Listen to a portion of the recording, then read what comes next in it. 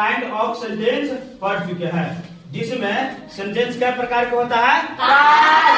पांच प्रकार के। पहला क्या है?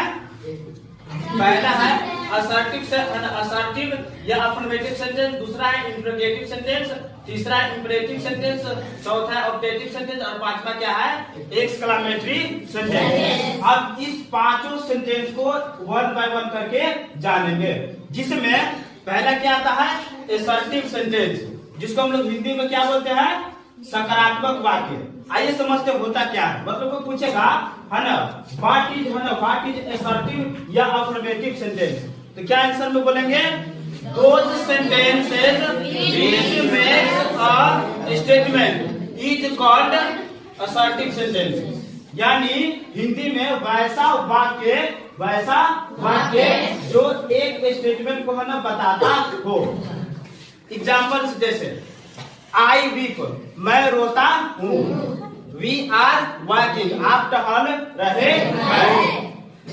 आई लव इंडिया, मैं इंडिया से प्रेम करता हूँ। ये क्या किया? एक हल ठीक है, स्टेटमेंट को क्या किया? बनाया। ये क्या कहलाएगा? Assertive sentence.